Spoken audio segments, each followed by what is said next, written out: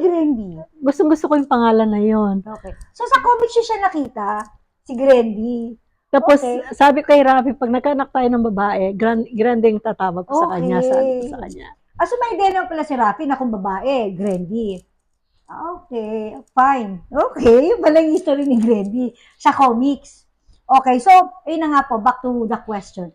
Paano nyo po na-survive yung pagiging single parent considering na mahirap lang kayo? Ilang years niyo yung sinurvive? Hanggang makilala ko siya. Yung kapatid ko, ilang kaming babae. 4 kaming babae magkakapatid. Ngayon, mahigit 1 taon na si Grande dito kami sa nanay kinananay nakatira. So, yung kapatid kong matanda sa akin, wala na siya ngayon. Sabi niya, punta tayo ng Angeles, magbaka sakali tayo doon. Wala kaming pera. Okay. Tapos, uupa kami ng bahay. Okay. Pinahiram naman kami ni nanay noon pang ng bahay. Ako nagre-rent ng nakapasok ako ng waitress sa international waitress. Maraming mga foreigners, malaki ang tip. So, doon ako hindi mo pansin yung sweldo mo noon dahil talaga yung tip malaki. Okay. Ngayon, ako nagbabayad ng bahay, yung kapatid ko nagbabayad ng pagkain, yung sa electric. So, pinagsama sa namin para makasurvive kami sa city. Pagkatapos, okay naman yung namin, yung buhay. Kaya nga siguro may chance ako nakapunta sa tita ni Rafi noon na kung saan kami nakatira. Tumira sa Guadalupe para hanapin ko si Rafi. Tanong ko kung nasaan na. Okay. Tapos, dumating ako doon. Siguro ang anak ko, I would say at least almost 2 years old na siya. Naglalakad na siya eh. Ngayon, tinanong ko si Auntie Corazon, hindi niya raw alam. Who's Ate Corazon? Tiyahin siya ni Rafi, asawa siya nung tiyuhin ni Rafi. Okay. Sabi niya hindi niya alam. Wala silang balita. So that time, pa rin? Siyempre, gusto niyo pa rin malaman kung nasan siya? Siyempre, yes. Okay. Tatay siya ng anak ko, di ba? That time, ilang taon na si Miss Grandy? Almost 2. Almost 2, I would say. Kasi Almost 12 na. 2. Almost 2 years old na siya. Okay, so, nag-work kayo? Sino po nagbabantay kay Miss Grandy? Nandito siya kinananay. Oh, I see. Okay. Kaya sabi nga niya, ni nanay, sabi niya, pag gusto ko makita, Lola, punta tayo ng Angeles, sabi raw ni Lola. Kasi yung pamasahe rin. Hindi ko alam papunta doon na po eh. Lola, alam ko. Sakay tayo dito ng tricycle mula dito sa Tinang hanggang Kapas, sabi niya, Kapas to Angeles, tapos mag-track ulit tayo, sabi niya, para sa apartment nila mama. So, matandaan yung bata. Oh, nice okay. So, ang tawag dito, ilang, hanggang anong year po si Miss Grandy bago niyo na-meet si Mr. Pearson? Ano siya noon? Almost 7 na siya. Oh, almost 7 years 7. old. Okay. So, na-meet niyo si Mr. Pearson saan? Kailan? Sa Clark. Sa Clark? 1990. 1990 niyo siya na-meet. Bakit kayo December. Yung kaibigan ko, may asawa Amerikano. Okay. So ngayon, ano din siya. Siya naman kasi separated eh. Okay. Ngayon, pero kasal siya sa Amerikano, kasal siya sa Pilipino. Pero pinalitan niya yung first name niya. Ganun. Ganun naman dito noon, di ba? Okay. Ako, ganyan ang ginagawa ko. Ayaw nito. Kasi siya, federal agent. So ayaw niya. Anyway, sabi ng kaibigan ko, Julie, punta ka sa bahay, may party kami. Okay. Ayaw ko, sabi ko, alam mo, maraming mga American ang invited. Sabi niya, malay mo, makilala ka doon. Sabi niya, kasi syempre kasal ako. Okay. Tapos, sabi ko, titignan ko. Nakapunta naman ako. Namit ko siya. Okay. Tapos, love at first sight po ba yan? Hindi. Sa akin kasi, siya sabi niya, oo, love at first sight. Tapos sabi niya, oo. Divorsyado siya eh. Okay. Pero pinangakuha niya ang mother niya na hindi na siya mag-aasawa. May pinirmahan pa, binigay sa akin ng mother-in-law ko yun. Yung pinirmahan niya yun. But anyway, namit ko siya. Ngayon, walang telepono, di ba? Sabi niya sa akin, gusto niya ako makita ulit. Sabi ko, syempre. So sabi niya, magkita tayo ganyan, yung date, kung saan, kung anong oras, ganyan. Ang gusto ko dito, pag sinabi niya, yun. Hindi siya marunong mambola. Okay. Nung pumutok ang pinatubo, may usapan kaming magkikita kami 6 o'clock. Maaga pa yon. Umulan. Okay. Walang mga tulay dito sa Angeles kung saan kami nakatira, Abacan. Ngayon, ang usapan namin 6, lahar ang dumadaloy sa doon sa tulay. That time. Okay, Oo, okay. So walang makapunta sa kabila kasi may uupo ka doon tapos may 4 na tao o 2 taong i-carry across sa river. Okay. 2 oras na 'yan, no? Malakas talaga yung lahar. Ngayon nung humupa yung lahar, sabi ko nandun pa kaya kung hindi ko na makikita siya noon, there's no way na makikita pa kami dahil walang telepono, hindi niya alam kung saan ako nakatira. Hindi ko na alam kung paano pumunta sa base kasi nung pumunta kang Pinatubo, di ba, umalis lahat ng mga kano, except 200 tao. Okay. Isa siya sa mga naiwan. So, hindi ko alam kung saan siya nakatira sa Clark. Pero naghintay siya. Dumating ako doon, pasado alas 8 ng gabi, nandun pa siya. Kasi sabi niya, pumunta kasi ako doon, kasi umulan, sabi niya, alam ko hindi ka makakatawid. So, naghintay ako, sabi niya. Pero, pag na nag-effort kayo, parang gusto niyo na rin si Mr. Pearson? Maano siya, oo, kasi yung niya, yung word of honor. Okay. Mayroon siyang sasalita.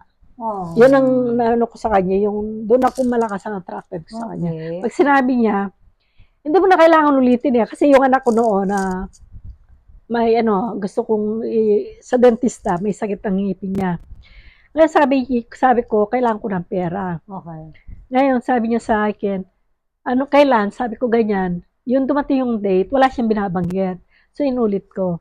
Sabi mo, bukas pa yun, di ba? Sabi ko, oo. So, sabi niya, bukas bibigyan kita. Hindi, So, nung na-meet niyo siya, nalaman niya ba agad na single mother ako? Sinabi ko ang totoo. Okay, good. Okay. Kasi, nung mag-alok siya ng kasal, 6 months ko siya kilala. Pumuputok ang Pinatubo noon. Nag-alok siya ng kasal. Sabi ko sa kanya, kasal ako. Sabi ko, walang divorce. Okay, good. Sinabi niya, okay. Walang divorce sa Pilipinas. Okay. Kung gusto ko, sabi ko, magpakasal tayo, palitan ko yung first name ko. Ayaw niya. Okay. Sabi niya, pumunta ka sa lawyer, tanungin mo kung may magagawa sila. At least napaka-decente niya, ha? Okay. Nice. Kasi nga federal agent siya eh. Well, yeah. At saka talaga, kahit ngayon, so anyway, pumunta ako ng lawyer, sinave niya yung pera, kasi malaki yung so kaya pala kayo nagpunta ng lawyer because of the advice of Mr. Pearson. Okay.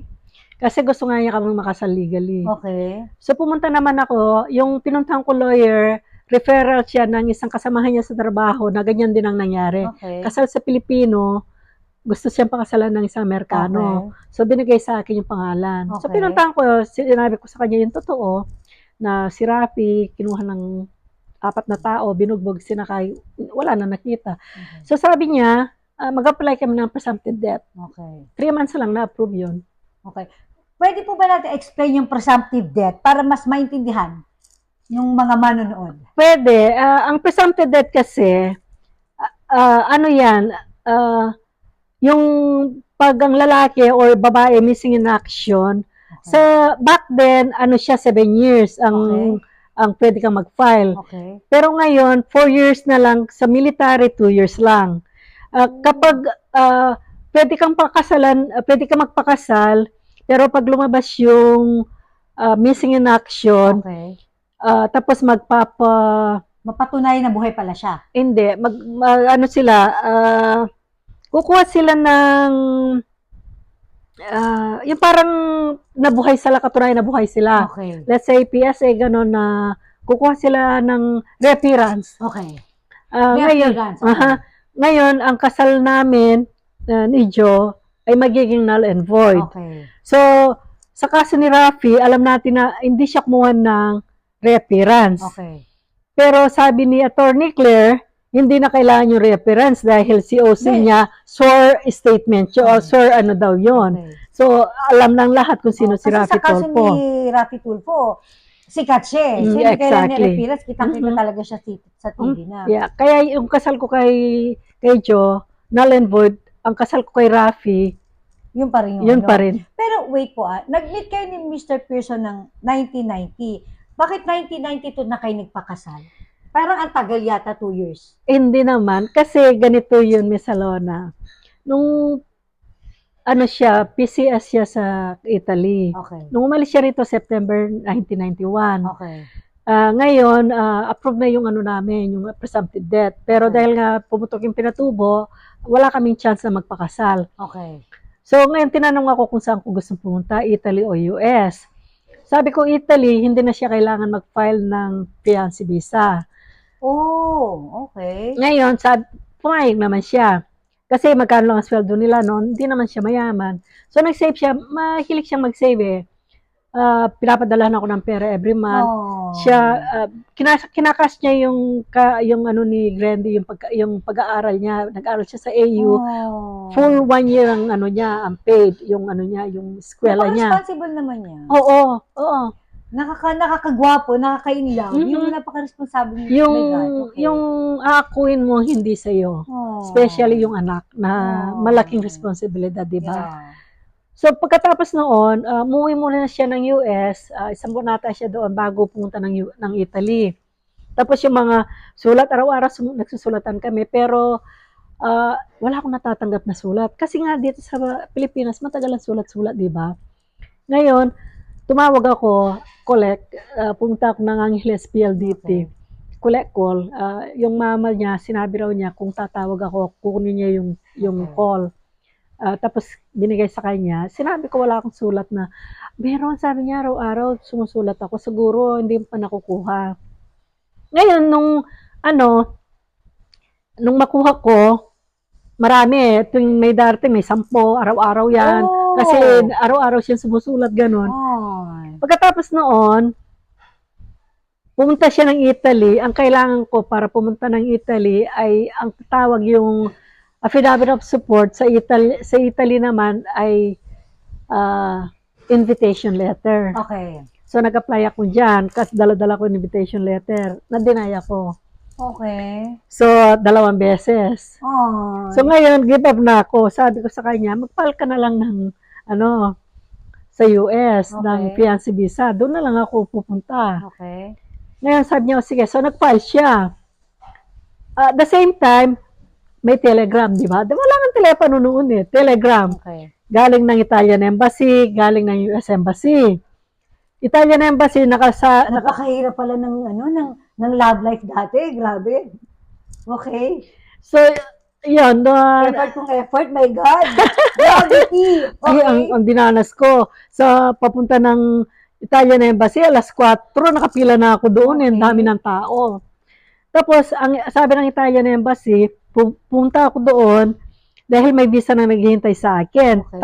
Puntahan ko yung ganyan na pangalan na consul, siya ang kausapin ko. Alam niya yung tungkol sa akin.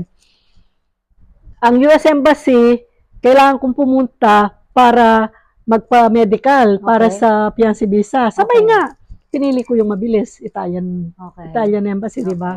Punta ako doon. Yung consul, yun, pinapasok ako sa nila, yung parang, meron silang yung parang sitting room. Diretso ako doon, wala nang pila-pila. Yun, kinuha yung passport ko, sabi niya, balik ka ng 2 o'clock. May visa ka na, sabi niya. 2 o'clock, alas 5, wala siya. Siyempre, umiiyak na ako. Nasaan ang passport ko, di ba? Umuwi ako. Tawag siya.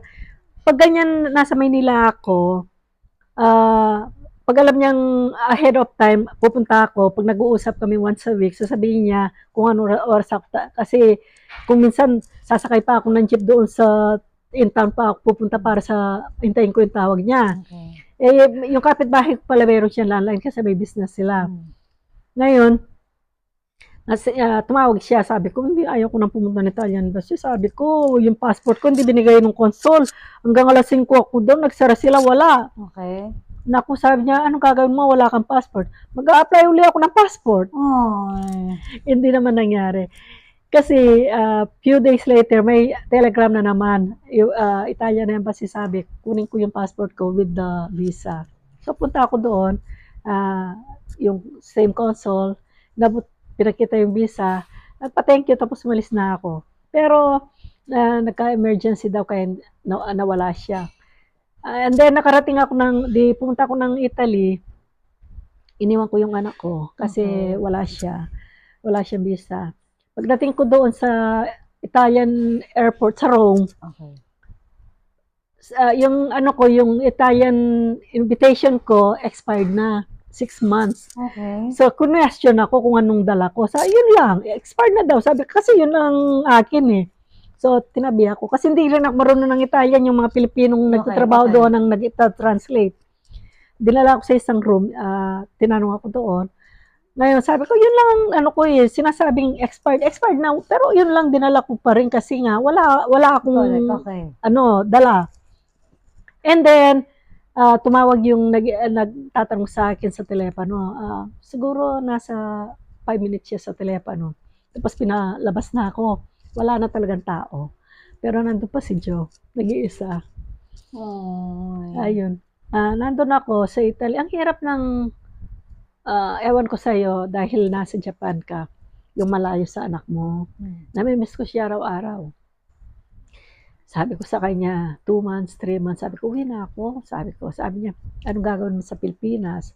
Yung anak mo, sabi niya, para sa kanya, anong ibibigay mo sa kanya?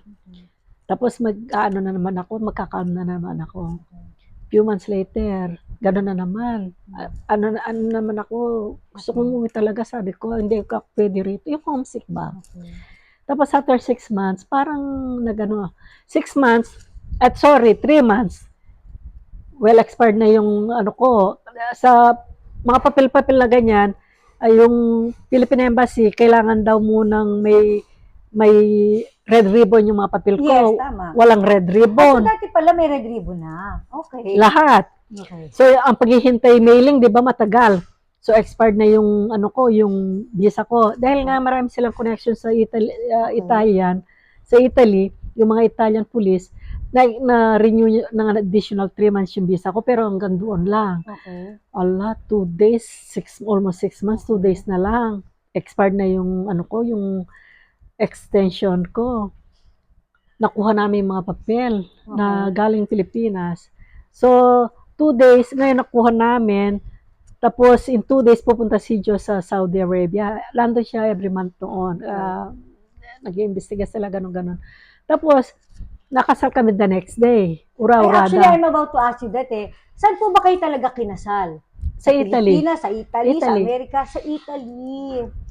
So, pwede pa, hindi pala kayo citizen doon?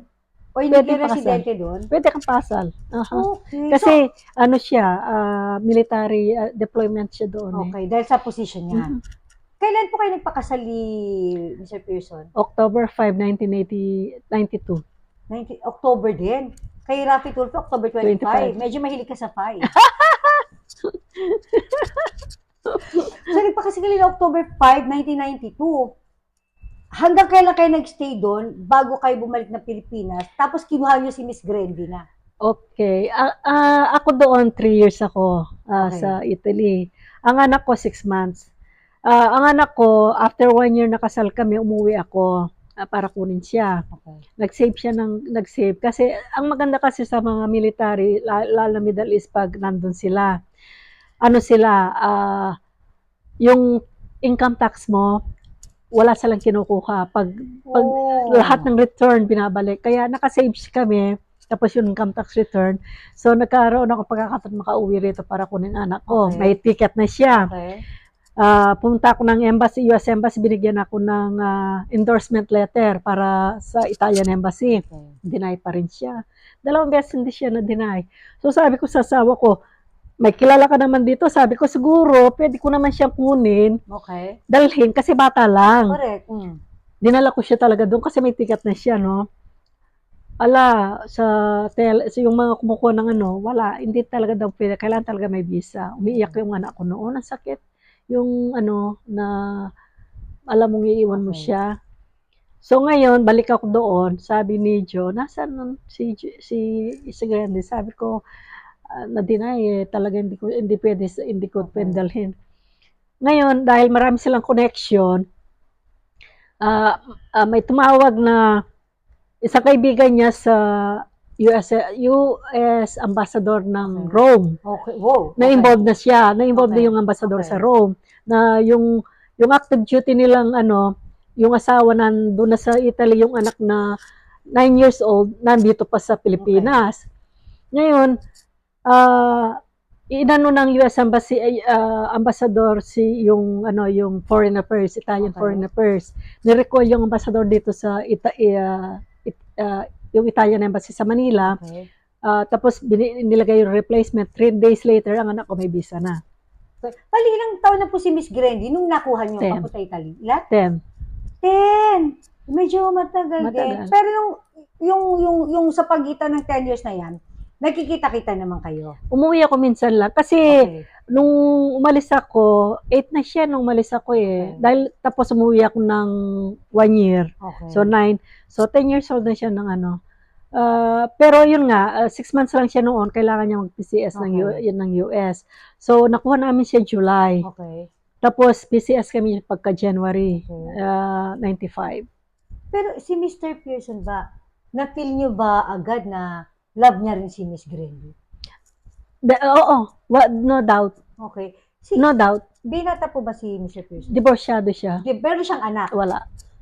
So parang naging anak niya talaga? Okay.